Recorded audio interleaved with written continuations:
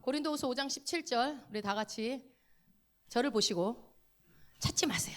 이제 안 찾아도 되잖아. 예? 자, 시작.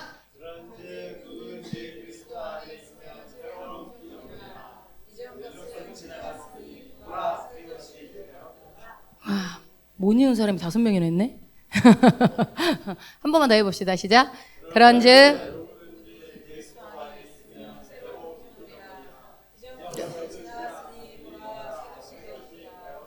설마 다 끝날 때쯤 되면 외우겠지 뭐. 제가 오늘은 자세히 안 봤어요. 안 외우신 분들 민망할까봐.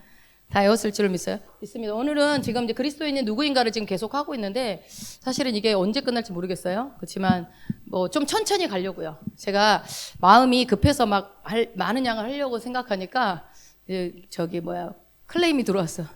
죽을 것 같다고. 그래서 제가 여러분이 죽으려고 하면 얼른 그만두겠습니다. 첫 번째로 여러분 나는 새로운 피조물이라는 것에 대해서 말씀을 드렸습니다. 두 번째는 나는 영생을 가졌던 존재다고 말씀드렸습니다. 세 번째는 나는 하나님의 의가 되었다라는 말씀을 지난 시간에 거기까지 마쳤어요. 새로운 피조물이 됐고 하나님의 영생, 조의 생명을 가진 자가 되었고 그리고 나는 뭐가 되었다? 하나님의 의가 되었다. 그 다음에 네 번째는 상속자에 대한 얘기를 하려고 합니다. 상속자.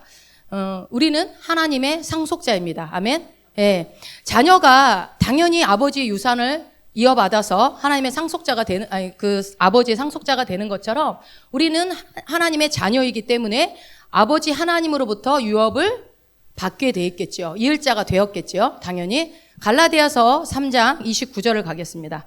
갈라디아서 3장 29절. 여러분들 잘 아는 말씀인데요. 이것도 외우세요.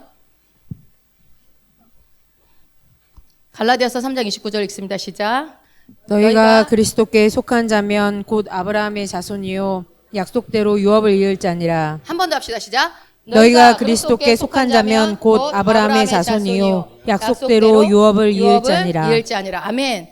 여러분 이 말씀에 너희가 그리스도의 것이면 그리스도께 속한 자면 누구의 자손이래요? 아브라함의 씨래요. 아브라함의 자손이라고 해요. 그리고 뭐예요? 약속대로 유업을 약속대로 상속자가 되었다라고 지금 얘기를 하는 거죠. 앞에 16절도 한번 읽어봅시다. 3장 16절 시작.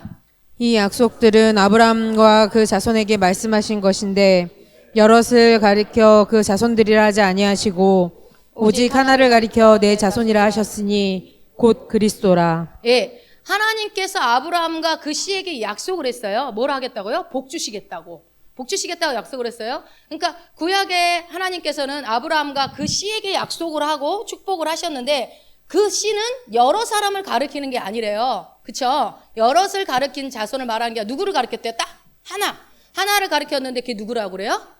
예수 그리스도라는 거예요. 그러니까 우리가 거듭날 때 우리 안에 누가 오셔요? 예수 그리스도가 우리 안에 오시기 때문에 그리스도 아브라함의 씨인 예수 그리스도가 내 안에 오시기 때문에 나도 어떻게 돼요? 아브라함의 축복을 받는 유업을 이을 자가 상속자가 되었다 이 얘기입니다. 그러니까 아브라함에게 주신 하나님의 축복이 나에게 그대로 왔다라고 이 말씀을 그렇게 해석하면 되겠죠. 그래서 특히 이제 여러분 구약에서는요 하나님이 아브라함을 불러서 축복을 하죠. 그리고 그 축복이 아브라함에게 한 약속이 어떻게 전달이 되냐면 그들의 계보를 따라서 축복이 계속 흘러 들어가는 걸 우리가 볼 수 있어요. 아브라함과 이삭과 야곱과 이렇게 쭉 흩어져 들어가죠. 계속 계보를 따라서. 그래서 결국은 어디요? 이스라엘 백성들에게까지 그 축복이 임합니다. 그래서 그 축복이 너희들에게 주는 축복이 이거야 라고 구약에 대표적으로 나와 있는 게 어디죠? 성경에? 신명기 28장에 나오죠. 그쵸? 여러분 기억나시죠? 다른 건 몰라도 신명기 28장은 더 기억하잖아요. 뭐 나가고 들어가고 복을 받고 뭐 그 다음엔 저주가 받고 이렇게 나오는 게 있죠. 그래서 너희들이 받을 축복이 이런 거야 라고 기록된 게 신명기 28장의 축복이죠. 그걸 누구한테 준다? 아브라함의 후손들에게. 그래서 근데 재밌는 거는 이 구약에 나타난 아브라함의 모든 축복들이 이 계보를 따라올 때에 거기 그 계보 끝에 누구한테 있다고요? 예수 그리스도에게 이어진다는 거죠. 그러면은 예수 그리스도를 내 안에 모신 우리는 아브라함의 자손이 된다. 또 이제 앞으로 좀 더 가서 13절, 14절도 한번 읽어봅시다. 시작. 그리스도께서 우리를 위하여 저주를 받은 바 되사 율법의 저주에서 우리를 속량하셨으니 기록된 바 나무에 달린 자마다 저주 아래 있는 자라 하였음이라. 이는 그리스도 예수 안에서 아브라함의 복이 이방인에게 미치게 하고 또 우리로 하여금 믿음으로 말미암아 성령의 약속을 받게 하려 함이니라. 아멘. 그리스도께서 우리를 대신해서 뭘 받으셨대요? 저주를 받으셨대요. 그러니까 그 율법의 저주로부터 우리를 속량하셨고, 그러면서 이렇게 말하면서 뭐라고 그래요? 그리스도 예수 안에서 아브라함의 복이 누구한테 미치게 한다고 그래요? 이방인에게. 여러분 거기 동그라미 쳐놔요. 이방인 누구예요? 나. 예. 이방인에게 미치게 하려고 예수님이 십자가에 못 박혀 죽으시고 우리를 대신에 속량하셨다는 거예요. 그래서 또 약속을 따라서 우리한테 뭐를 준다고요? 성령을 받게 하려고 그렇게 했다는 거예요. 성령까지 주시려고. 이 일이 성취됐습니까? 성취되지 않았습니까? 이미 성취되었지요. 그래서 그리스도 예수로 말미암아 이제 아브라함의 복이 우리에게 왔습니다. 아멘. 예, 우리는 이 아브라함의 복을 받은 자들입니다. 믿으십니까? 예, 그 말은 우리가 성경을 읽을 때 아브라함에게 임하였던 하나님의 축복, 이삭에게 임하였던 하나님의 축복, 또 야곱에게 임하였던 하나님의 축복, 또 12지파에게 임했던 하나님의 축복, 이스라엘 백성에게 임했던 축복들이 바로 누구한테요? 나한테 임했다 라고 지금 얘기하는 겁니다. 여러분 지금 2023년에 전 세계 부를 제일 많이 거머쥔 사람 누구예요? 유대인들이죠. 근데 유대인들이 축복을 받아서 각 곳곳에서 엄청난 영향력을 발휘하고 있죠, 이들이. 그런데 이들이 유대인이기 때문에 꼭 가능했다기보다는 이제는 뭐예요? 우리 그리스도인들도 아브라함의 복을 예수 그리스도를 받아들임으로 영접함으로 그 복을 받았기 때문에 우리가 그 축복을 어떻게 활용할 줄만 안다면 이 땅에서 그 축복을 따라 유대인들처럼 많은 영향력을 미치는 자들로 우리를 하나님의 유업을 경험할 수 있게 된다. 지금 그 얘기를 하는 겁니다. 그래서요, 이 축복은 여러분 특히 뭘 포함하고 있냐면요. 형통을 포함하고 있어요. 형통. 자, 형통. 여러분 아브라함과 이삭과 야곱의 삶을 여러분들이 한번 더듬어 보세요. 그들의 삶이 어땠나요? 불행했나요? 그들은 재산이 많았나요? 적었나요? 엄청 많았죠. 아브라함은 집에서 길리운 자가 몇 명 있었어요? 군사로 쓸 수 있는 사람이 318명? 네. 그렇게 있어서 4명의 왕들을 대적하러 갈 때 뭐 갈 정도예요. 종이 318명이 아니라 군사로 쓸 수 있는 사람이 그 정도라면 어마어마한. 그러니까 어떻게 보면 지금으로 치면 아주 뭐 대기업 정도 뭐 그런 했던 것 같아요. 그러니까 어떤 생산수단, 종업원, 지금으로 치면 어떤 비즈니스의 사업이 훌륭했던 거죠. 그래서 그들이 뭐라고 되냐면 성경에는 하는 것마다 다 대박 쳤다라고 그래요. 성공했다고 그러거든요. 한번 볼래요? 창세기 13장 2절 한번 가보세요. 다 아시겠지만 창세기 13장 2절 한번 읽어봅시다. 시작. 아브라함에게 육축과 은금이 풍부하였더라. 예. 아브라함에게 뭐가 풍부했대요? 돈도 있고 재산도 많고 했다는 거죠. 또 창세기 25장 5절. 시작. 아브라함이 이삭에게 자기 모든 소유를 주었고. 예. 아니, 저 이거 보면서요. 응? 자식한테 아무것도 물려주지 말라고 배웠는데 여기 보니까 물려줬네. 아브라함이 그 엄청난 재산을 누구한테 줬어요? 부모님들이요. 재산 다 넘겨주세요. 보면서, 그러니까 우리가 1대, 2대, 3대 예수를 믿고 신앙생활 잘하는 가정은 대대손손 부유해진다는 얘기 아니겠어요? 아브라함이 다 줬더라고. 그 많은 재산을. 그러니까 이삭은 시작할 때부터 부유하기 시작됐어요. 여러분이 가난하기 시작됐다면 부모를 탓하시기 바랍니다. 아무튼 이렇게 성공했다고 나와요. 근데 여러분 또 기억해 보세요. 이스라엘 백성들이 출애굽을 할 때 그지로 나왔나요? 그 사람들은 노예로 생활했어요. 노예를 했기 때문에 쌓아둔 재산이 없었어요. 그리고 맨날 그냥 그렇게 생활했죠. 근데 하나님이 어떻게 했어요? 유월절 어린 양의 피가 장자를 다 죽이고 났을 때 나갈 때 어떻게 하라고 그랬어요? 애굽 사람들한테 가가지고 금은 패물 다 받아갖고 달라는 대로 다 주라고 다 주게 하라고 그랬어요. 그랬더니 줘요, 안 줘요? 어서 가라 하고 막 다 주잖아. 어서 가라. 그래갖고 나올 때 여러분 출애굽할 때 재산을 엄청나게 갖고 와서 창세기 12장 35절 36절에 나와요. 안 읽으셔도 돼요. 그러면 시편에 가봅시다. 이게 이제 시편에도 기록돼요. 시편 105편 37절. 시편 105편 37절. 오늘 잘 들으시면 여러분 이제 부요가 임합니다. 시편 105편 37절. 시작. 그들을 인도하여 은금을 가지고 나오게 하시니 그 지파 중에 약한 자가 하나도 없었도다. 하나도 없었대. 12지파 중에 가난한 지파가 하나도 없었어요.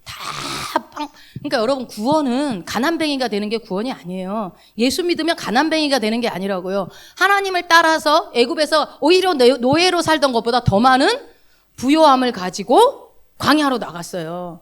근데 심지어 하나님은 광야의 40년 기간 동안에 옷도 헤이지 않고 신발도 닳지 않게 해줬어요. 밤에는 불기둥, 낮에는 구름기둥으로 보호해 주셨고 많은 육축을 가져갔기 때문에 고기가 풍성했어요. 근데 왜 고기를 달라고 했을까요? 성경을 잘 보세요. 여러분 출애굽할 때 이스라엘 백성만 나왔어요? 다른 족속들도 다른 민족들도 따라 나왔어요. 잘 보시면 여러분 민수기 보면은 그 중에 다른 족속들이라고 선동해요. 고기가 없다고 선동해요. 여러분 하나님의 믿지 않는 자와 멍에를 같이 하면 안 돼. 그러니까 왜냐하면 이스라엘 백성 10개 재앙을 보면서 오늘 이 얘기하면 안 되는데 10개 재앙을 보면서 와, 저 민족 뭐야? 따라가자고 보따리 싸서 같이 따라 나온 민족들이 꽤 있었다니까요. 근데 걔네들이 따라 나보니까 되게 좋을 줄 알았는데 광야야. 그러니까 승질 나니까 선동하는 거예요. 야 고기. 육축이 풍부했다니까요. 근데 왜 고기가 없다고 막 그래요. 봐봐요. 하나님이 메추라기를 고기가 없어서 준 게 아니야. 여러분 민수기를 잘 읽어보세요. 뭐라고 하냐면 너희들이 지금 나한테 지금 불평불만했냐? 이제부터 내가 한 달 동안 고기를 내려줄 테니 니네 코에서 그냥 고기 냄새 날 때까지 내가 줘버릴 거야. 아주 이제 질리게 만들어버리겠다. 그 저주로 막 고기를 그냥 메추라기를 그냥 갖다가 그냥 여러분 그 성경이 뭐 어떻게 쌓였다고. 그건 뭐야? 먹고 죽으란 얘기지. 먹고 죽으란 얘기. 그러니까 그게 잘 들여다보면은 다른 민족들이 와서 선동해서 그렇게 된 거예요. 이스라엘 백성들이 시작한 게 아니야. 어쨌든 그들에게는 은근과 육축이 풍성하고 출애굽을 한 거예요. 그러니까 구원을 받은 구원 속에는요, 하나님의 그냥 단순히 천국 가는 복뿐만이 아니라 물질의 풍요도 같이 따라오는 것이다. 그리고 우리가 들어가는 그들이 들어가는 가나안 땅은 또 어떤 땅이었어요? 젖과 꿀이 흐르는 땅. 그건 뭐예요? 하나님이 예비하신 땅이라는 거예요. 승리가 보장된 땅. 그러니까 이미 출애굽하면서 그들이 나올 때는 모든 삶이 보장된 상태로. 그러면 그 당시 예수 그리스도가 오기 전에 그 출애굽에도 그러한 복이 임했다면 지금 이 신약 시대에 와서 예수 그리스도가 이 땅에 오셔서 모든 걸 이루신 이때 우리에게 부요가 안 주어지는 게 이상한 거 아닙니까? 그러죠? 자, 그러니까 아브라함이 복을 받았기 때문에 우리가 아브라함의 약속에 따른 유업에 참여하는 자가 되었다는 거예요. 그것을 여러분이 믿는다면, 여러분 이 말씀 믿어지셔요? 내가 아브라함의 후손이어서 약속대로 유업을 받을 자라는 게 믿어지십니까? 이 말씀이 믿어지는 누군가는, 이 말씀을 믿는 여러분이라면 우리의 삶에서 하는 것마다 다 번성하고 범사에 잘 되고 형통하게 될 것입니다. 예. 그래서 손대는 것마다 성공해요. 여러분 우리는요 손대는 것마다 성공하는 사람들이에요. 근데 왜 손대는 것마다 내가 손만 대면 다 실패하는 거예요? 자 봅시다. 그거를 이제 찾아가면 되죠. 그러니까 여러분 우리가 인식해야 될 거 이제부터 만약에 혹시 이제 과거는 그랬다 하더라도 이제부터 어떻게 해야 돼요? 아브라함의 자손이면 나는 약속대로 유업을 받을 자라는 걸 믿으시기 바랍니다. 여러분 이 약속을 믿고 사업을 시작하지 않아서 그래요. 믿고 했다면 손 댄 것마다 여러분 막 번성했을 거예요. 자, 그래서 이제 우리는 가난한 마음가짐을 버리세요. 오늘부터. 가난이 여러분 가난하게 사는 게 덕이 아니에요.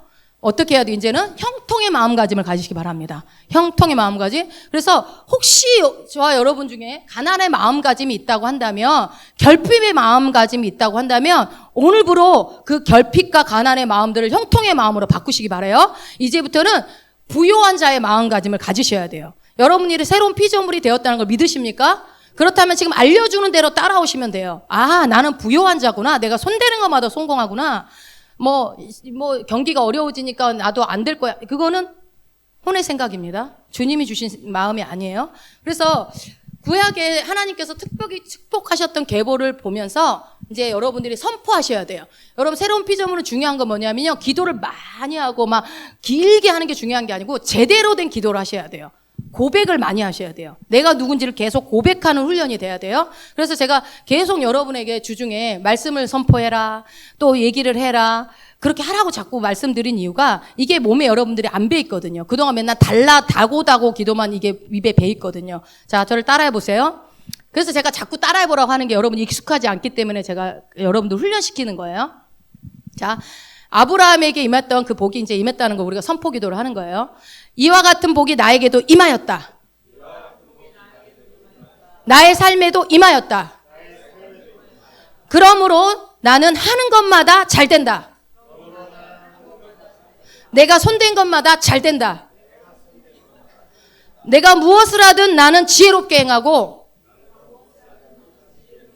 내가 하는 것마다 나는 성공시킨다. 이 선포를 늘 하셔야 돼요, 여러분. 특히 사업하고 있는 분들은 이거 아침마다 하세요. 이거는 여러분 늘 얘기하지만 세뇌가 아니에요. 말씀을 근거해서 제가 계속 찾아드리죠. 아브라함에게 이어질 유업이 내 안에 있는 거를 여러분 찾아 쓰는 방법을 알려드리는 거예요. 통장에 잔고가 가득 차 있는데 비번을 몰라서 못 찾고 있어. 그 비번을 알려드리는 거예요. 자, 그리고 갈라디아서 4장 7절 한번 가봅시다. 말씀을 제가 계속 근거를 대니까 아 그렇구나 라고 여러분들이 믿음으로 취하면 여러분 것이 됩니다. 갈라디아서 4장 7절 읽어봅시다. 그러므로 내가 이후로는 종이 아니요 아들이니 아들이면 하나님으로 말미암아 유업을 이을 자니라. 아멘. 여기서 보니까 우리는 종이래요, 아들이래요? 이제는 종이 아니고 아들이래요. 그럼 아들이면 어떻게 된대요? 하나님으로 말미암아 유업을 이을 자가 된다는 거예요. 그러니까 이제 우리는 하나님의 자녀가 되었기 때문에 종이 아니고 자녀입니다. 자녀이기 때문에 우리가 상속을 받을 대상으로서 자격이 갖춰진 거죠. 그래서 하나님은 나의 하늘 아버지가 되는 거예요. 하나님을 그래서 우리가 아버지라고 부르는 거예요. 왜? 나는 자녀니까. 그래서 아버지께, 나의 하늘 아버지께 속한 그 모든 것들이 그리스도를 통해서, 예수 그리스도를 통해서 나에게 오게 돼버리는 사건이에요. 엄청난 사건이죠. 할렐루야. 그래서 여러분 시편 34편 10절에 보면 젊은 사자는 궁핍하여 줄일지라도 여호와를 찾는 자에게는 모든 좋은 것에 부족함이 없으리로다 그랬어요. 부족함이 없다고요. 부족함이. 누가요? 여호와를 찾는 자. 근데 이제 우리는 찾을 필요도 없지. 우리 안에 와 계시니까요. 이게 구약의 말씀은 그러하죠. 그래서 로마서에는 더 위대한 말씀 있죠. 안 찾으셔도 돼요. 8장 17절에 보면 자녀이면 또한 후사 곧 하나님의 후사요 그리스도와 함께한 후사니. 자, 우리 자녀라고 그래서 우리는 하나님의 자녀예요. 그럼 우리가 후계자가 된대요. 후사래요. 근데 누구래요? 하나님의 후사래요. 하나님의 후계자래요. 근데 누구랑 함께 했대요? 예수 그리스도와 함께한 후사래요. 여러분 이게 엄청난 영적 원리인 게 뭐냐면요. 하나님의 상속자라고 하면서 이 상속자 개념을 지금 정확하게 짚어주는 거예요. 그러니까 내가 상속자가 됐어 그냥 막연하게 생각하는 게 아니라 이 상속자 개념을 보여주는데 뭐예요? 누구하고 함께한 상속자래요? 예수 그리스도와 함께하는 상속자래요. 그러니까 이게 뭐냐면요. 이렇게 이해하시면 편해요. 영어로 여기 뭐라고 나오냐? 함께한 상속자를 뭐라고 나왔냐면 조인트 파트너라고 나와 있어요. 자, 그러면 여러분 쉽게 할 때 내 집이 부부 공동 명의로 되어 있는 경우 있죠. 그러면은 이게 누구 집이에요?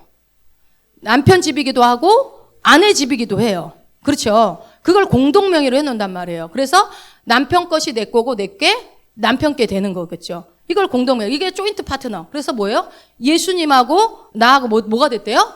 여러분? 무슨 상속자? 예수님과 내가 공동 상속자가 됐다는 거예요. 여러분, 감히 내가 예수님하고 공동 상속자가 됐다니까요? 감이 안 오죠? 그냥 너무 그동안 결핍 속에 살아가지고 그래. 자, 공동 상속자가 됐다는 게 무슨 뜻인지 설명을 해줘 볼게요. 여러분 봐봐. 공동 상속자가 됐어요? 그러면은 우리에게 속한 모든 것이 누구 거예요? 별거 있지도 않으면서 뭘 또 안 주려고 얘기를 안 해요. 내게 다 누구 거라고요? 예수님 거. 그럼 예수님 거는요? 아까 그랬잖아. 공동 명의로 있을 때 남편께 내 거고 내게 남편 거고 그렇잖아요. 그럼 어떻게 되는 거예요? 그리스도께 속한 모든 것이 우리의 것이 되는 거예요. 그럼 예수님은 부여해요, 가난해요? 그분은 그분의 재물의 주인이라고요. 물질의 주인. 그분의 것이 다 내 거란 말이에요. 그러니까 예수님의 부여는 내 거예요. 나의 빚은 예수님 거. 손해보는 장사예요. 손해보는 장사. 예수님이 손해를 봐도 한참 손해봐. 그래서 제가 예전에 늘 말씀드렸잖아요. 저 이런 말씀 모를 때 하나님이 빚도 내 거다 그랬다니까요, 저한테. 저는 그래서 빚 있어도 걱정이 없어요. 내 게 아니니까, 주님 거니까. 빚은 주님 거, 예수님의 부여는 내 거. 이런 이기적인. 아니, 말씀이 그러하잖아요, 말씀이. 여러분 말씀 안 믿어요, 성경? 전 믿어요. 난 너무 믿어요, 확실하게 믿어요. 난 예수님과 나는 공동상속자. 예수님이 받는 거 내 거. 그러니까 여러분이 갖고 있는 모든 결핍도 주님 드리세요. 주님, 이거 주님 거. 주님 거 내 거. 예수님이. 그런데, 그러면, 모르겠어요? 여러분 믿는 거 몰라요? 예수님이? 알면서도 공동상속자 해줬단 말이에요. 이게 이 구원이, 이게 얼마나 은혜인지 모르겠습니다. 그래서 그리스도께 속한 부요. 부만 있겠냐고요. 자, 잘 들어보세요. 예수 그리스도께 속한 지혜. 예수 그리스도께 속한 의. 예수 그리스도께 속한 권세. 예수 그리스도께 속한 모든 건강함. 모든 것. 그런 것들이 누구한테 주어졌다고요? 나에게 주어졌다고요. 그래서 그러한 것들을 우리는 사용할 수 있게 된 상속자의 신분이 되었다라고 지금 얘기를 합니다. 그래서 이제 우리가 해야 할 것은요, 상속자로서의 이 신분부터 인식을 하셔야 돼요. 내 신분이 바뀌었는데 이 신분에 대한 변화된 신분에 대한 인식이 없으면 이거 제가 백날 얘기해도 여러분 다 소용없어요. 저는 기대합니다. 올해 연말쯤 됐을 때 여러분 누가 제일 먼저 간증이 나올지 저는 보고 있습니다. 분명히 나올 겁니다. 이거는 말씀이 그러하다 했기 때문에 믿는 자에게는 반드시 역사가 일어납니다. 그래서 이제 우리가 해야 될 것은요, 내 신분을 인식을 하고요, 내가 상속자가 되었다는 것을, 그래서 이거를 사용할 수 있도록, 잘 사용할 수 있도록 여러분들이 준비되어지는 거예요. 준비되어지고, 그리고 상속자로서 권리를 행사할 수 있게 된다면 하나님은 더 많은 권리들을 여러분에게 맡겨주십니다. 예. 자, 여러분 이렇게 얘기하면, 야, 교회 부자 되려고 교회 오냐? 이렇게 얘기하는데, 여러분 당연히 교회 부자 되려고 오는 게 아니죠. 부자 되려고 오는 거 아니지만 우리는 뭐예요? 이미 예수를 믿은 사람들이잖아. 예수 안 믿는 사람들한테 얘기를 하면은, 예수 믿으면 부자 된다, 이렇게 오겠지만, 우리는 이미 새로운 피조물이 되었고, 예수 그리스도가 내 안에 있기 때문에, 여러분들이 이 말씀을 믿으면 그 말씀대로 여러분의 삶 가운데 누리는 삶이 이루어질 겁니다. 그러나 믿지 않으면 이 땅에서 천국을 누리지 못하고, 그냥 겨우 견디다가 구원받게 될 거예요. 둘 중에 하나 여러분이 선택하세요. 그냥 여기서 견디다가 구원받을 건지 아니면 누리다가 구원받을 건지. 그거는 여러분이 말씀의 권위를 1번에다 두느냐 안 두느냐의 차이예요. 이거는 여러분이 그렇게 한다고 돼? 그분은 말씀을 1순위에 두지 않는 거죠. 그러면 믿음대로 될지어다예요. 그러나 나는 이게 아브라함의 자손이면 약속대로 유업을 받을 자라고, 나 아멘 믿어. 그 아브라함에게 축복 나한테 임했다는 거 나 믿어. 그러면서 아까 제가 선포했잖아요. 나는 상속자다. 나에게 모든 것이 임했다. 여러분들이 믿음으로 선포를 하고 갈 때에 하나님은 어떻게 한다고요? 세상은 그냥 긍정 마인드로 하는 말은 아무 역사가 안 일어나요. 그러나 말씀은 반드시 역사가 일어납니다. 자, 그런 의미에서 다시 한번 고백해 봅시다. 따라하세요. 나는 하나님의 상속자다. 나는 아브라함의 복을 받았다. 그리스도께서 저주를 받으시고 율법의 저주로부터 우리를 속량하셔서 이제 나는 아브라함의 복을 받았다. 나는 약속에 따른 상속자로서 이 땅에서 아브라함과 그 자손들이 번성하였던 것처럼 나도 이 땅에서 번성한다. 내가 하는 것마다 형통하고 잘 된다. 나는 그리스도와 함께한 공동상속자이기 때문에 그리스도께 속한 모든 유업들이 바로 나에게도 속하였다. 아멘. 예. 여러분 이렇게 매일 선포하세요. 이렇게. 이제 이 선포를 믿음으로 하신 분들은 분명히 연말에 다르겠죠. 뭔가. 자, 이렇게 매일 고백하시고 이 새로운 피조물로서의 정체성을 여러분들이 온전히 체득하시게 되면 그러면요. 여러분의 삶 가운데 말씀이 실제가 돼서 일어납니다. 지식이 아니라 실제가 되어서 나타나는 것을 경험하게 돼요. 반드시 그렇게 돼요. 자, 그러니 이제부터 여러분은 사고방식을 바꾸세요. 결핍과 가난의 사고방식이 아닙니다. 어떻게 해요? 승리자의 사고방식, 형통의 사고방식, 성공의 사고방식. 이 생각을 바꿔야 된다고요. 사고방식을 가지시고. 그래서 하나님의 통찰력과 하나님의 지혜와 하나님의 창의력, 하나님의 효율적이고 효과적인 모든 그러한 방법들이 우리가 하는 모든 일들 가운데서 어떻게 된다고요? 나타나기 시작합니다. 내 지혜는 짧아요. 내 지혜는 안 되지만 그분의 지혜가. 그래서 내가 하는 것마다 성공하는 일들을 보게 되는 것입니다. 그런데 여러분 이런 일이 있어요. 이제 하다 보면 한 번, 두 번 해서 안 돼요, 이게. 그러면은 우리는 대부분 어떻게 반응을 보이냐면, 안 되네. 그러니까 누군가 한 사람이 빠르게 되면 저 사람 믿음이 좋으니까 되나 봐. 라고 또 이렇게 비교를 합니다. 그러면서 뭔가 안 되나 보다.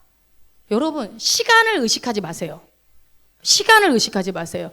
그거는 이루시는 건 하나님의 때, 하나님의 방법으로 하나님이 하시는 거예요. 우리가 하는 일은 뭐예요? 내가 이렇게 정도 했으면 응답돼야 되지 않나? 그런 생각 자체를 여러분이 할 필요가 없어요. 그냥 어떻게 해요? 계속 말씀을 취하시는 거예요. 계속 좋은 것을 취하세요. 나는 부유한 자다. 근데 나는 여전히 가난해. 왜 안 되지? 이러지 마시고 계속 나는 부유한 자다라는 걸 부요를 선택을 하는 거예요.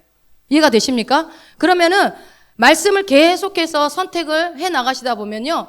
그러니까 여러분이 이 새로운 피조물에서 삶을 누리려면 시간을 초월해야 돼요. 시간에 막 이때까지 막 무조건 돼야 돼. 막 이런 거는 여러분의 생각들이고 오히려 여러분의 생각한 것보다 더 빨리 하나님 응답해 줄 수도 있고 어떤 거는 때로는 내 때에 보지 못하고 응답해 주시는 것도 있을 수 있습니다. 그건 하나님의 하시는 일이죠. 그러나 하나님께서는요.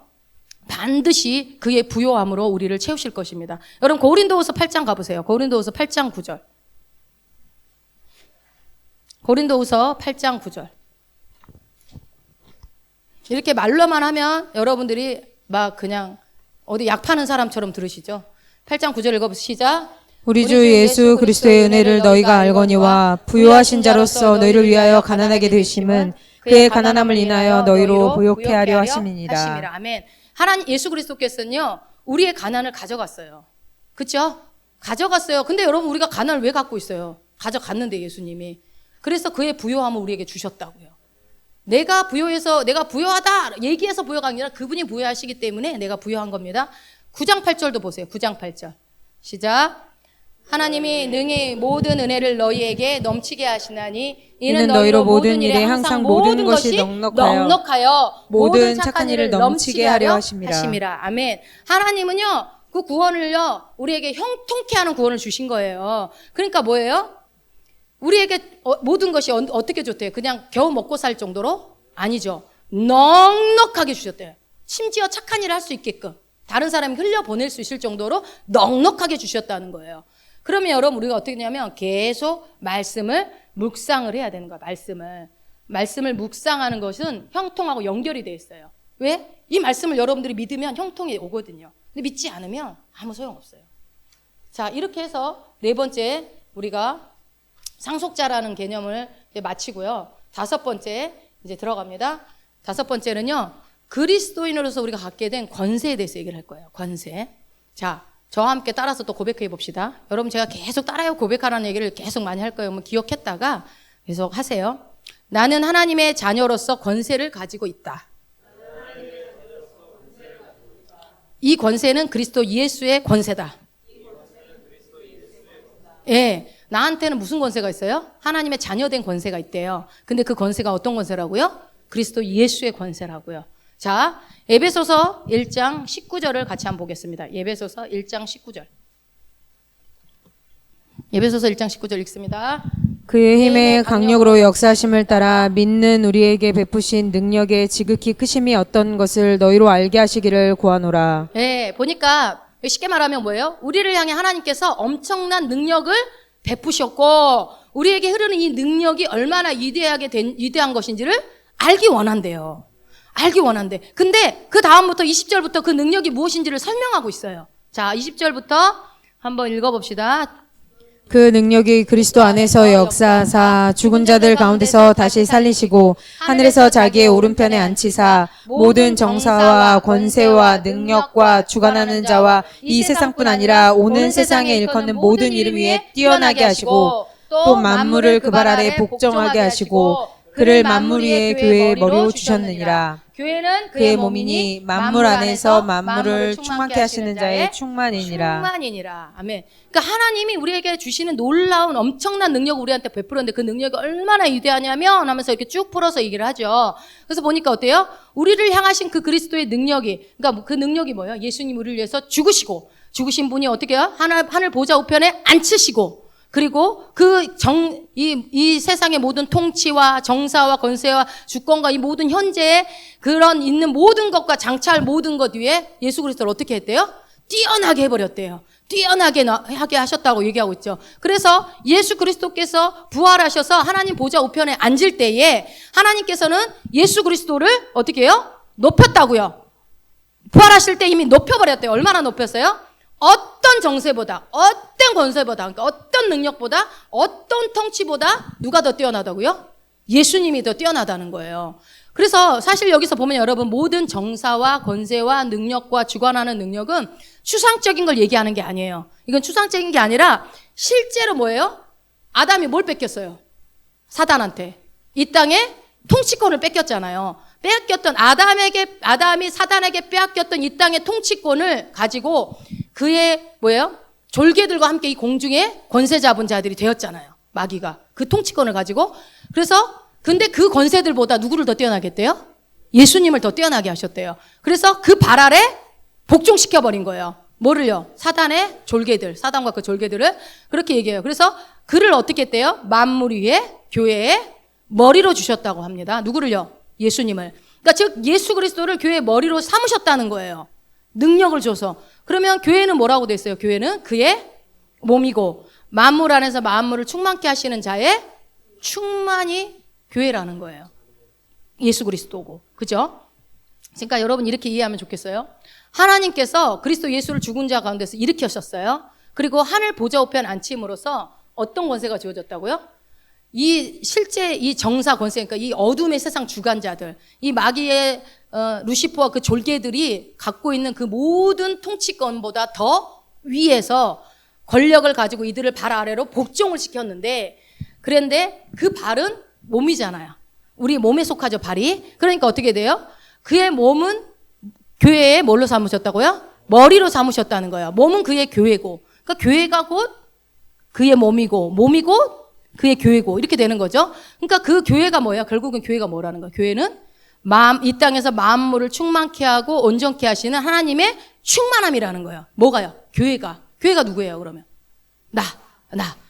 이거는 예배당이죠, 여러분. 우리는 교회인 거예요. 그러니까 예수 그리스도께서 하늘 보좌에 앉아서 이 세상뿐 아니라 어느 세상 일컫는 모든 이름 위에 뛰어나게 하셨다고요. 그 예수 그리스도가. 왜 자꾸 제가 이걸 반복하냐면 그 예수의 능력이 내 안에 있기 때문에 자꾸 얘기를 하는 거, 확인시켜 주는 거예요. 그 뛰어난 권세, 그 모든 권세보다, 사단의 권세보다 더 뛰어난 권세를 예수 그리스도께 주셔서 그의 권세 아래 복종케 한 후에 그 권세를 어디에다 줬다는 거예요, 그러니까. 결국은 교회에게 줬다는 거예요. 그 권세가 어디에 있다고요? 교회. 나에게 줬다는 겁니다. 다른 말로. 여러분, 그 교회가 뭐예요? 교회가 뭡니까? 내가 교회잖아요. 쉬운 질문. 내가 교회, 내가. 그러니까 이 권세는 누구한테 그럼 주어진 거예요? 네, 나한테. 야, 내가 너희들한테 준 엄청난 능력이 있어. 잘 들어봐. 그리고 쭉 설명해 주잖아. 그게 누구한테요? 나한테 주어진 권세라는 거예요. 그래서 여러분, 예수님이 마태복음 끝장에 가면 28장에 가가지고 이제 올라가시기 전에 유언처럼 말씀을 하세요. 하늘과 땅에 모든 권세를 내게. 너에게? 성경에는 아이로 돼 있어요. 몰라요? 내게. 그럼 누구예요? 예수님이지, 예수님. 예수님한테 주셨다고 그래요. 그러면서 뭐라고 그래요? 내게 주셨으니 너희는 모든 족속으로 제사를 삼아 아버지와 아들과 성령의 이름으로 세례를 주고 내가 너희에게 분부하게 모든 것을 가르쳐 지키게 하라고요. 아니, 그 능력은 예수님이 받아놓고 가는 거는 우리 보고 가래. 왜요? 능력은 예수님 받아놓고 가는 건 왜 우리 보고 가라고 그래요? 이상하다고 생각하지 않으셨어요? 근데 저번에 제가 한번 얘기는 했었죠. 그래서 이 권세를 여러분, 하늘과 땅의 모든 권세할 때 이 권세를 헬라어로 보면 엑소시아라고 해요, 엑소시아. 근데 이 모든 권세라고 했기 때문에 여러분, 예수님보다 더 큰 권세가 있다, 없다? 없다는 얘기예요. 어떠한 권세도 예수님보다 더 큰 권세는 없다. 근데 이 모든 권세는 누구에게 주어졌다고요? 예수님께 주어진 거예요. 그런데 그 모든 권세를 주었으니 너희는 가서 온 천하에 막 복음을 전해라 라고 우리한테 명령하는 거예요. 왜 그렇게 말씀했을까? 사도 바울이요, 이 권세 계시를 명확하게 얘기를 해주고 있어요. 그러니까 뭐냐면 방금 전에 우리가 읽은 것처럼 뭐예요? 하나님께서 예수님께 뭘 줬다고요? 하늘과 땅의 모든 권세를 주었다고요. 그래서 이제는 그 권세가 어디에 속해버렸다고요? 교회에 속했다고요. 여러분에게 속했다고요. 그러니까 어떻게 해요? 그 권세를 내게 줬으니 니네가 가라는 말이 틀린 말이에요? 맞는 말이에요? 맞는 말이죠. 예수 그리스도에게 주어진 권세가 이미 교회에게 줬다고 지금 사도 바울이 얘기하는 거예요. 그렇기 때문에 너희들이 가는 게 맞다. 왜냐? 교회의 머리가 누구죠? 예수님인 거예요. 그러니까 교회가 예수님께 속해지게 된 거죠. 그래서 어떻게 되냐면 결국은요, 내가 예수님이고 예수님이 내가 되는 거죠. 아까 얘기한 것처럼 똑같아요. 그래서 그분의 부요가 내 부요고 내 빚이 그분의 빚이고 이렇게 된다고요. 이게 여러분 원리예요. 교회의 원리. 그러니까 교회는 누가 부흥시키고 누가 이끌어가는 거예요? 예수님이 하시는 거예요. 예수님이. 그러니까 하늘과 땅의 권세를 가지신 예수님이 곧 바로 나이기 때문에 나도 예수님과 동일한 권세가 있다 없다? 있다. 그래서 나도 예수님처럼 이 땅 가운데 통치한 일을 할 수 있다 없다? 할 수 있다라는 거예요. 모든 족속으로 제자를 삼아서 아버지와 아들과 성령의 이름으로 세례를 줄 수 있다 없다? 있다. 가르쳐 지키게 할 수 있다. 그 능력이 우리 안에 있다고 지금 얘기하는 거죠. 그런데 여러분, 이 권세에 대해서 얘기를 할 때 이 권세는 반드시 능력을 얘기하는 건 아니에요. 자, 쉽게 설명을 해볼게요. 권세 자체가 능력이 아니라고요. 자, 우리가 이 예화는 많이 들어서 알 거예요. 경찰관이 큰 자동차를 세울 때 그 자동차보다 힘이 세기 때문에 멈추게 할 수 있습니까? 교통경찰관이 자동차를 멈추게 하는 거는 힘으로 멈춘 것이 아니라 그가 갖고 있는 경찰관의 권세로 멈추게 하는 거예요. 자, 그러면은 어떻게 해요? 그 권세라는 것에는 그냥 단순히 내가 경찰복을 입고 있기 때문에 무조건 권세가 있는 게 아니잖아요. 뭐예요? 이 교통경찰관이라는 것 뒤에는 뭐가 있어요? 배후에 국가 공권력이 있는 거예요. 공무원이라는 국가에서 너는 그런 권한이 있다. 공무원으로서, 경찰관으로서 그런 권세가 있다라는 것을 보장해주는 국가 공권력이 뒤에 있다고요. 배후에. 그것이 작동하고 있기 때문에 자동차 멈춰 그러면 어떤 자동차도 그 경찰관 앞에 나이와 상관없이 멈춰야 되는 겁니다. 그러니까 마찬가지로 하나님께서 이제 예수 그리스도에게 모든 권세를 줬기 때문에, 그런데 이 권세가 그의 몸인 어디예요? 교회에 속하였고, 교회가 이제 그 권세를 이제는 행하는 거예요. 행함으로써 이 땅에서 사단의 일들을 어떻게 해요? 다스리고 어둠의 일을 내어 쫓는 일을 할 수 있게 되었다는 겁니다. 그러니까 어떻게 해요? 즉 교회인 우리가 이제 이 권세를 행할 수 있게 되는데, 그게 그러니까 나로부터 나오는 능력이 아니고 뭐예요? 내 뒤에 배후에 그 공권력이 있는 거, 하나님의 공권력이 있는 거예요. 그 배후를 뒤엎고 내가 어둠을, 귀신 나가 그러면 어떻게 해요? 나가야 되는 거예요. 내 뒤에 있는 누구 권세 때문에? 그 하나님의 권세 때문에. 이해가 되십니까? 그래서 우리가 할 수 있는 거예요. 그러니까 능력받은 사람이 할 수 있는 게 아니라 말씀을 믿는 자가 다 할 수 있는 겁니다. 그래서 에베소서 2장으로 여러분 넘어가 보면 1장에서 2장으로 이렇게 우리 성경은 그냥 장이 나눠졌지만 실제로는 나눠지는 게 아니라고 그랬어요. 성경은 두루마리로 계속 이렇게 두루마리로 연결된 건데, 우리 에베소서 2장 1절 시작할 때 뭐라고 시작하고 있어요? 근데 여기 우리는 앞에서 써놓으세요. 하나 빠졌어요. 뭐가 빠졌냐면 and 빠졌어요. and. 그리고라는 말이 영어 성경에는 있거든요. 그리고, 그러니까 뭐예요? 앞에서 너희들이 무슨 권세를 받았는지 방금 우리가 본 거, 교회에게 주신 놀라운 하나님의 능력과 권세에 대해서는 얘기를 하고, 그리고 하면서 2장이 시작되는 거예요. 뭐라고요? 너희의 허물과 죄로 죽었던 너희를 살리셨다라고 지금 이어지고 있는 거예요. 그러니까 2장 6절을 한번 읽어보세요. 2장 6절.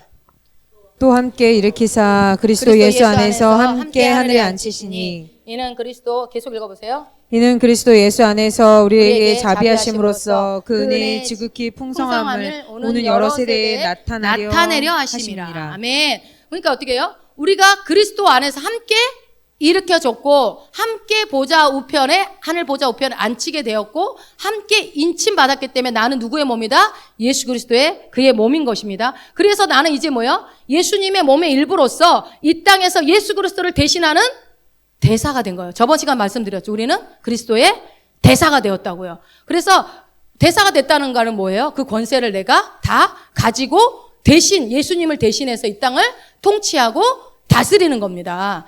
그런 자가 되었다고요. 누가요, 여러분? 내가. 그래서 하나님께서는요, 이 일을 하도록 우리에게 권세를 주셨기 때문에 하나님의 자녀가 되었다는 것은 어마어마한 일이에요. 한낱 교통경찰관도 모든 차를 국가 공권력으로 붙잡을 수 있는데, 세워놓을 수 있는데, 우리는 하나님의 권세를 입은 자로서 우리가 하지 못할 일이 뭐가 있겠습니까? 그러니까 아까 우리 김태호 장로님 말이 생각나네. 차를 아무리 못 오게 해도 내 말을 안 듣는디야. 죽어도 안 되는데 오지 말라고, 차가 나오니까 오지 말라고 그래도 더럽게 말을 안 듣는데, 그래갖고 끝까지 온대. 그러면은 차가 큰 차고 나오면 그때서야 막 뒤로 물러간대요. 죽을까봐. 그래서 우리 장로님 그래, 누가 내 말을 듣냐고 그러더라고요. 만약 교통경찰 옷을 입고 있었으면은 그냥 호루라기만 퍽 불면 그냥 팍 멈췄을 거예요. 의상을 한번 그걸로 맞춰서 드려봐? 그러면 사기인가? 어쨌든 그냥 거기서 그 사람들이 이게 공권력이 아니라고 생각을 하니까 멈추지 않는 거지. 차 오기 전에 얼른 지나가려고 그러는 거예요.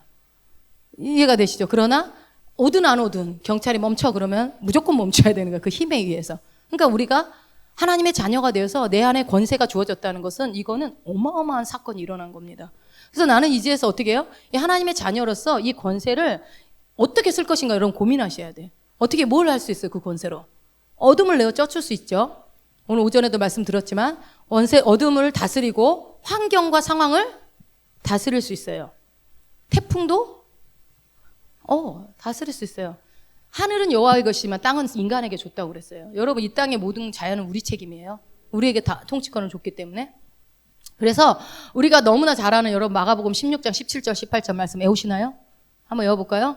믿는 자들에게 이런 표적이 따르리니 곧 저희가 내 이름으로 귀신을 쫓아내며 새 방언을 말하며 뱀을 집으며 어떻게 해요? 무슨 독을 마실지라도 해를 받지 아니하고 병든 사람에게 손을 얹은즉 나으리라 하시니라. 아멘. 이거는 은사 있는 사람?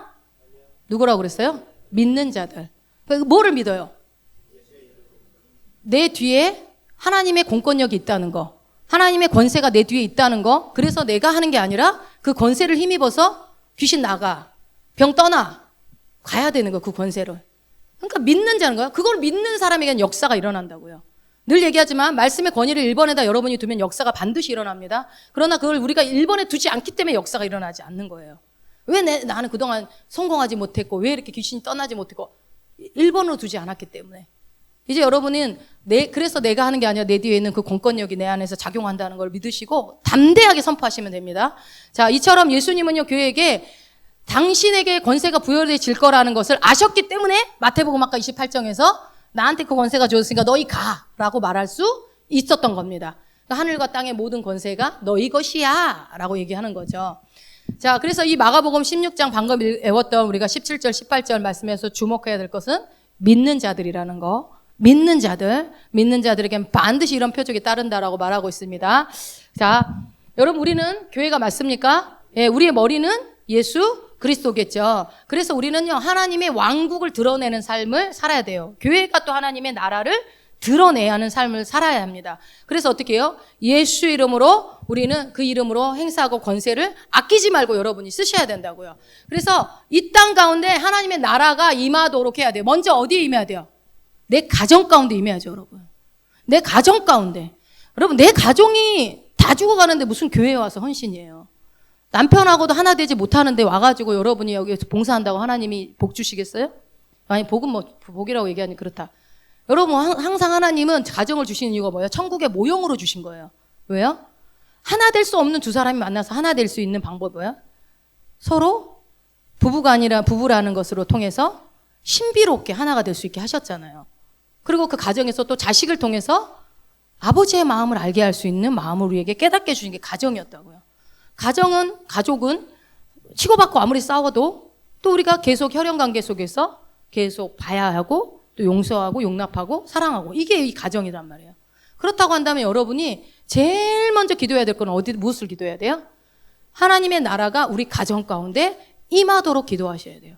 하나님의 통치가 우리 가정 가운데 임하도록 하셔야 된다고요. 그래서 어떻게 해야 돼요? 하나님의 그 아름다우심이 그 예수 그리스도의 아름다우심이, 그 사랑이 우리의 가정에, 우리의 남편에게, 아내에게, 그리고 자식들에게 흘러 들어가도록 여러분이 그 권세를 가지고 축복을 하시라는 거예요. 반드시 우리에게는 그럴 수 있는 권세가 있는 것이에요. 예. 그래서 우리가 이 하나님의 나라가 임하도록 이 땅을 통치하는 수단이 교회예요. 교회를 그래서 하나님이 만들어 놓은 거예요. 이 땅을 통치할 수 있도록, 그리고 하나님의 선택된 기관이라는 거예요. 그러니까 이 세상은 법으로 바뀌는 것도 아니고 대통령이 해서 바뀌는 것도 아니고 뭐예요? 교회를 통해서. 그러니까 교회가 없어지면 나라는 망하게 돼 있어요. 반드시 교회가 그래서 있어야 돼요. 하나님의 선택된 이 땅을 축복하는 통로가 교회이기 때문에. 그러니까 여러분들을 통해서 세상에 축복이 흘러가는 거예요. 내가 있어서 이 나라가 여러분 축복받는 거예요. 그러니까 내가 있는 직장 속에서 나 때문에 이 사업장이 망하지 않고 계속 하고 있는 거라고요. 그 정도 자부심은 있어야죠. 이해가 되십니까? 왜? 하나님은 믿는 자녀들을 통해서 축복을 흘려보내지 안 믿는 사람들한테는 그렇게 하지 않아요. 그래서 여러분 우리가 이제 이렇게 이해했으면 좋겠어요. 하나님은요 원래부터 사단보다 우월하세요. 그렇습니까? 예, 원래부터 우월하고 원래부터 우세한 존재였기 때문에 굳이 사단을 이기실 필요가 없어요. 근데 왜 이런 일을 하시죠? 왜 예수가 이 땅에 오셔서 우리를 위해서 대신해서 고통당하시고 죽으시고, 그래서 지옥까지 내려가셔서 사단의 무리들을 다 대패시키시고, 그래서 죽음을 통해서 죽음의 권세 잡은 자들을 다 세력을 멸하시고 십자가로 승리하시고 어떻게 하셨어요? 또 부활하셔서 이 정사와 권세와 이 어둠의 세상 주관자들을 다 패배시키시고 그들을 무기력화시켰단 말이에요. 굳이? 그렇죠. 하나님은 그럴 필요가 없어요. 이미 사단보다 우월하신 분이기 때문에. 근데 누구 때문에요? 우리 때문에. 우리 때문에 그렇게 한 거예요. 우리를 위해서요. 자, 로마서 8장 가보세요. 8장 37절.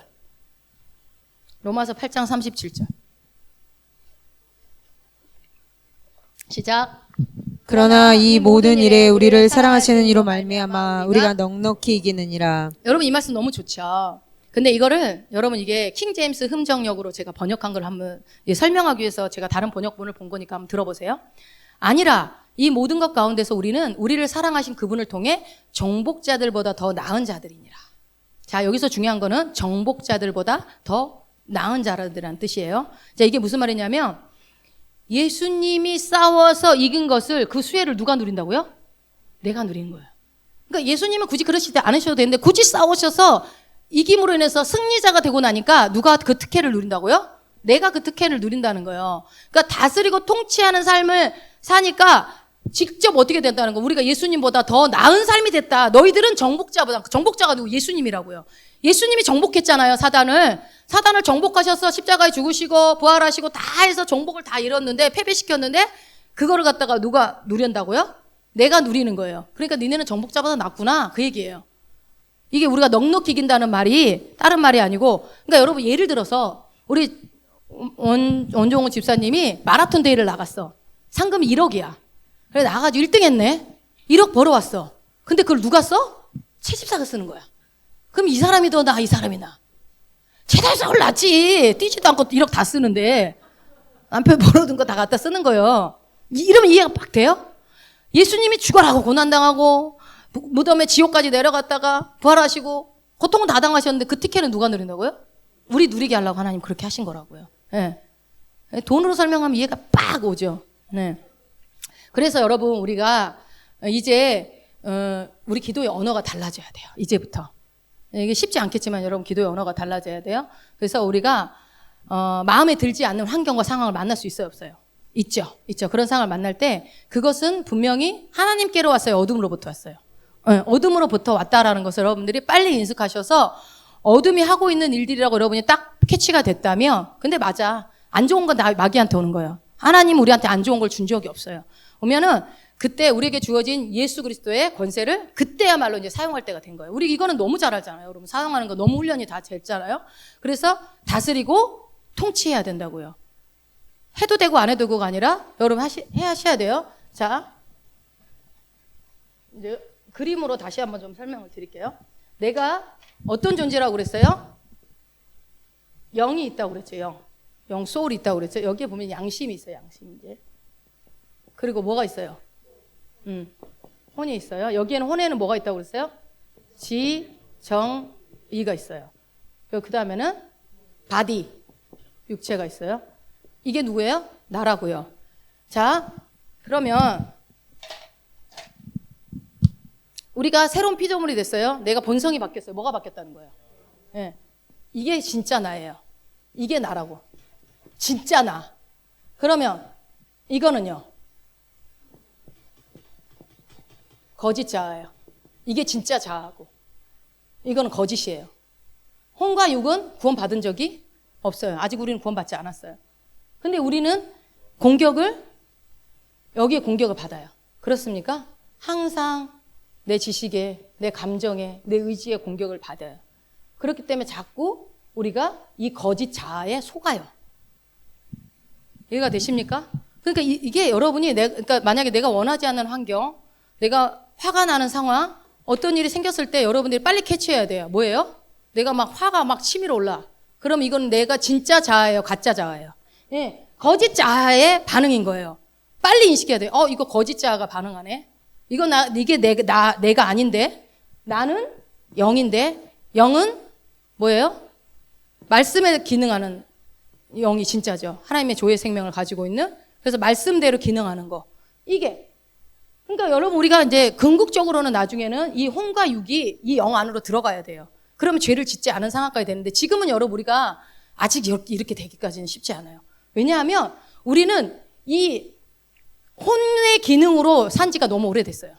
이게 여러분 안에 프로그램화 돼 있고 시스템화가 돼 있기 때문에 이게 바뀌는 게 쉽지가 않아요. 무슨 일이 터졌어요? 제일 먼저 여러분 감정부터 올라오잖아요. 이걸 어떡하지? 생각을 한단 말이에요. 그러고서 몸으로 바로 반응해요. 이게 자꾸 거짓 자아로서 행동하는 거예요. 그런데 이거를 내가 진짜라고 생각을 하고 이걸 자꾸 회귀하고 있는 거야. 거짓 자아를 가지고. 그럴 필요 없다고 그랬죠. 그때 어떻게 하라고 그랬어요? 내가 원하지 않은 상황과 환경들이 왔을 때 빨리 거절하는 거예요. 이거 아닌데, 내가 아닌데, 자꾸 이게 거절하려고 그러네. 하나님 나는 이런 사람이 아닌데 내가 자꾸 이러네요. 그러면서 나는 분노하는 나를 거절한다. 혈기나는 나를 거절한다. 나는 화평의 도구다.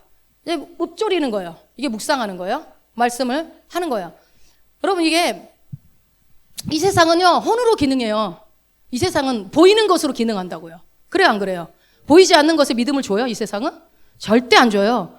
그래서 보이지 않는 것으로 기능하기 때문에 세상에 보이지 않는 것으로 기능하기 때문에 우리는 이게 길들여져 있어요. 보이는 것에. 내 육체, 내가 하는 거, 내가 하는 말, 내가 하는 행동, 내 감정, 내 생각 이거 여러분들이 너무 길들여져 있는 거예요. 그래서 여기에 집중하면 영의 기능으로 하기가 어려워요. 여러분들이 자꾸 이 가짜 자아에 여러분들이 반응하기 시작하면 이 영의 기능에 할 수가 없다고요. 자, 한번 어떤 경우가 있냐면요. 내 안에 어떤 속상함이 밀려왔다고 봅시다. 여러분 한번 자기를 돌아보세요. 근데 이게 오늘 처음 있는 속상함이 아니야. 내가 오랜 세월 내가 어떤 내 안의 상처로부터 아니면 반복되는 어떤 특정 인물이나 아니면 어떤 특별한 상황에 이게 반복적으로 나에게 이루어지는 일이 빵 터질 때 여러분 우리는요 자연스럽게 이 기능이 발동을 해요. 화가 나요. 열이 받아요. 이제 제가 이 새로운 피조물에서 삶을 살려고 하려다 보니까 이게 제일 힘들더라고요. 해보니까. 그래서 특히나 이제 나랑 가까이 있는 사람한테 영향을 많이 받아요. 이 사람한테 내가 인정받고 싶고 사랑받고 싶고 막 그러고 싶은데 이 사람이 그렇게 안 해줬을 때 우리는 어때요? 섭섭하고 짜증나고 화가 치밀고 자꾸 이 혼의 기능이 자꾸 발동을 하는 거예요. 그러면서 예전에 그 사람한테 받은 상처가 막 올라오기 시작해요. 이게 이제 쉽게 설명을 해드리려고 제 예를 들은 거예요. 그리고 내가 누군가에게 거절감을 받았던 경험이 있다면 사랑받지 못하고 어떤 애정 결핍이라든지 거절감을 당하고 상처받은 것들이 있다면 그것이 막 올라와요. 건드려져요. 그래서 어떻게 돼요? 중내산에 되는 거예요. 나는 슬퍼지고 나는 서글프고 나는 정말 외로운 존재고 나는 기쁨도 없고 살 의욕도 없고 자꾸 그것이 자극이 돼요. 왜요? 내 안에 그렇게 너무 오랫동안 이게 프로그램화 돼 있거든요. 이게 고착돼 있는 거예요. 그러니까 여러분 제가 새로운 피조물의 설교를 얘기를 계속했을 때 나는 맨날 이런데 그런다고 돼? 자꾸 이 생각이 올라왔을 거예요. 이게 되냐 쉽게 되냐? 얘기하잖아요. 말씀을 1순위의 권위로 두면 가능하다고요. 그러니까 내가 이렇게 반응하고 있을 때 들여다보면 어떻게 돼요? 내가 왜 이렇게 반응하지? 아, 내가 사랑받고 싶어서 그러는 거구나. 아, 내가 이 사람을 바꾸고 싶어서 이러는 거구나. 내가 하나님 자리에 있구나. 그걸 보여줘요, 하나님이. 여러분이 영의 기능으로 하려고 하면, 아, 내가 이 사람을 이겨먹고 싶어서 그러는구나. 내가 이 사람을 심판하고 싶어서 그러구나. 그런 게 드러난다니까요. 그러고 나면 이제 회개가 되죠, 하나님한테. 그럴 때 여러분 회개라는 것이 나는 죽을 죄인입니다. 이렇게 돌아가면 안 되고 어떻게 돼요? 나는 상처받지 않는 사람입니다. 더 이상 나는 상처받지 나는 옛날의 상처와 거절감이나 나의 모든 아픔들은 옛사람과 함께 죽었습니다. 끝났습니다. 나는 새로운 피조물이 되었습니다. 나는 주님과 함께 기뻐하는 자입니다. 나는 화목하는 자입니다. 영의 내 존재를 인식시키는 거예요. 이해가 되세요? 근데 이게 너무 오랜 세월 동안 여러분이 계속 혼과 육에 대해만 집중돼서 이것만 가지고 계속 회개를 하고 계속 여기 나를 들여다보고 있었던 게 몸에 배어져 있기 때문에 여기까지 못 가는 거예요, 지금.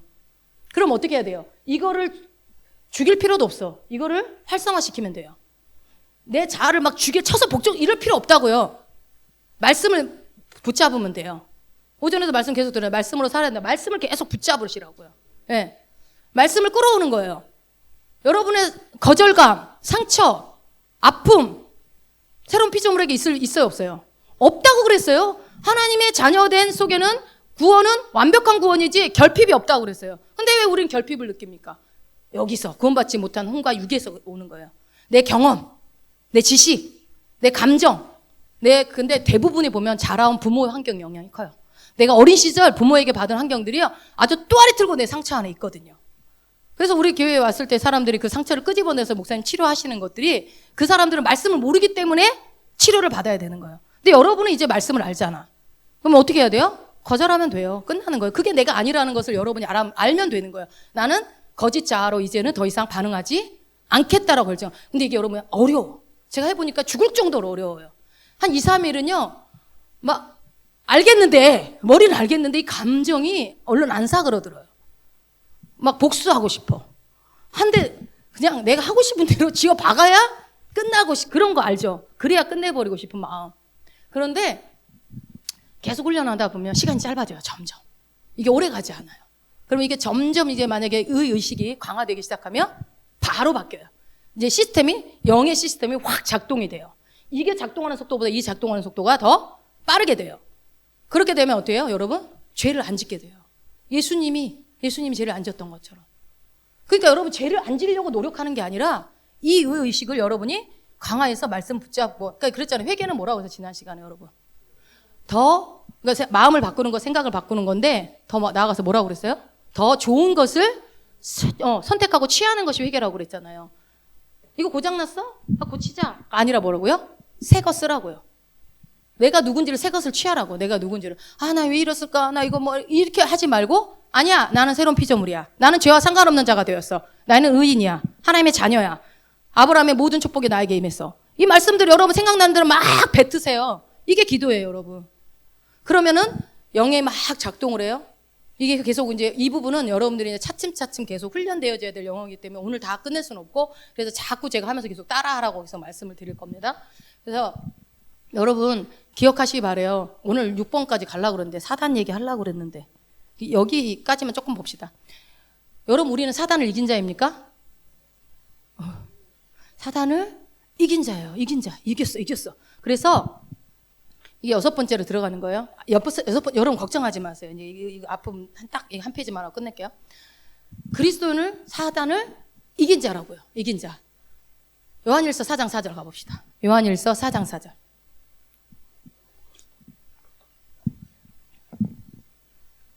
요한일서 4장 4 읽습니다. 자녀들아, 너희는 하나님께 속하였고 또 저희를 이겼나니 이는 너희 안에 계신 이가 세상에 있는 이보다 크심이라. 아멘, 아멘. 세상에 있는 이가 누구예요?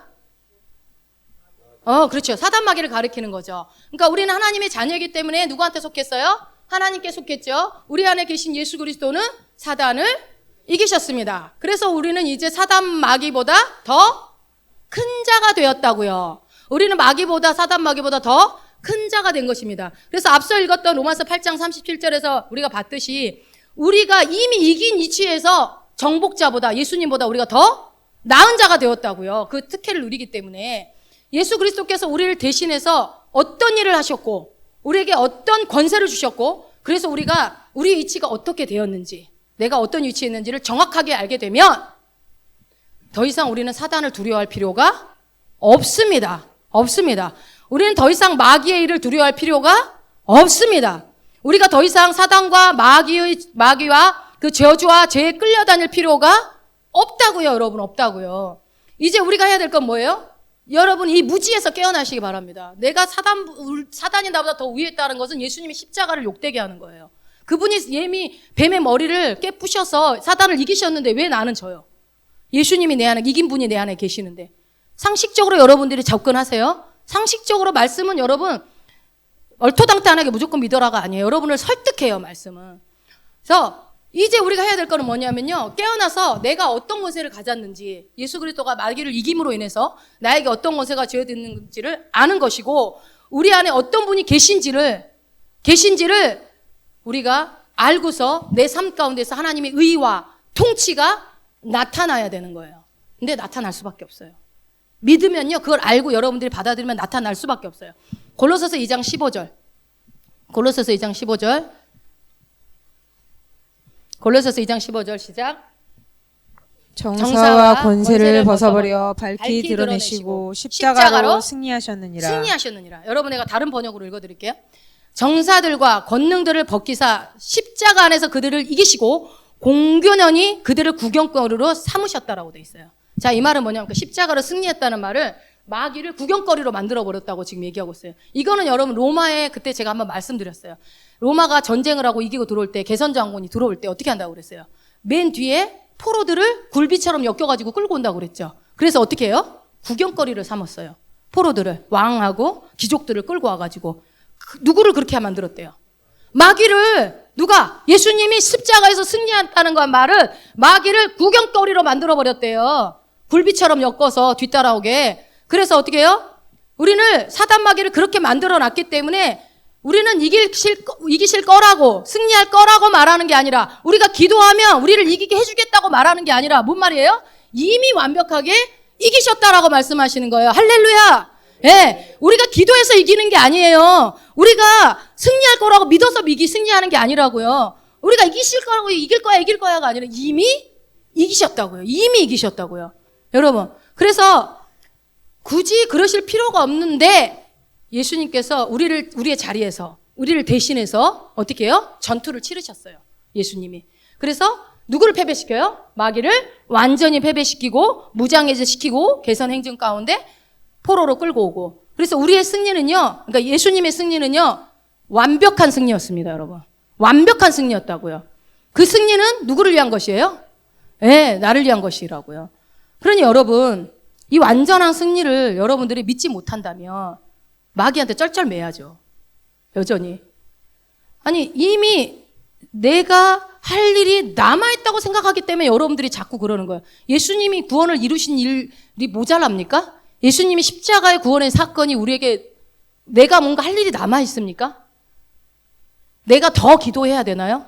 내가 더 의를 행해야 되나요? 내가 더 선행을 해야 되나요? 내가 더 거룩해져야 구원이 완벽해집니까? 그렇지 않아요. 예수님의 십자가의 사건을 죽으시고 마귀를 패배시킨 것은, 그것이 내 승리로 주어졌다는 것은 여러분은 더 이상 할 일이 없다는 거예요. 그 승리를 취하기만 하면 돼요. 그 승리를. 그리고 왜냐? 나를 위한 거기 때문에. 여러분 왜 구원을 뭘로 받았어요? 응?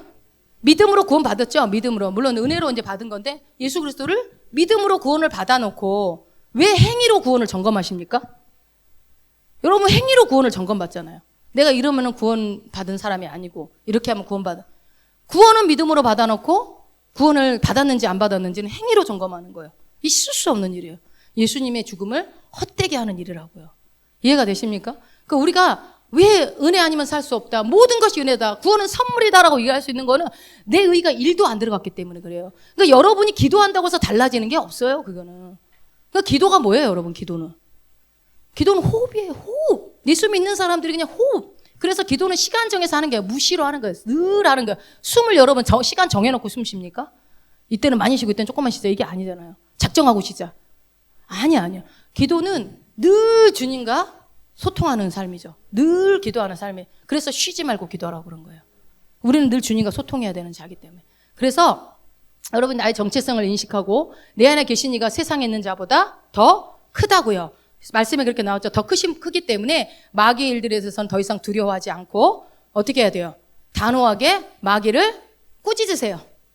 야단치세요. 이건 다음 시간 수요일날 볼게요. 예수님이 마귀의 일만큼은 단호하셨어요.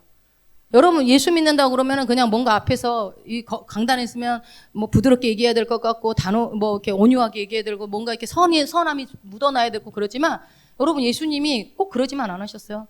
막 욕도 하시잖아요, 막. 심하게 얘기하면 어떻게 해요? 마귀가 당신의 사랑하는 백성들을 건드리는 꼴을 못 보셔요. 엄청나게 엄하게 꾸짖습니다. 그거는 이제 다음 시간에 이어서 보겠습니다. 그렇게 해서 우리가 어떻게 마귀에 대해서 다음 시간에 수요일날 좀 더 구체적으로 말씀드리겠습니다. 그러니까 여러분 이제 한 주 동안에 내가 누군지 정체성을 잊지 마시고 예수님이 그 승리가 내 것이라는 것을 기억하셔서 그 승리를 잘 활용하세요. 잘 삶 가운데 써보세요. 이제 말씀드렸습니다. 말씀을 최고 권위로 두고서 반응할 것인가 말 것인가는 여러분의 선택입니다. 자, 우리 찬양합시다.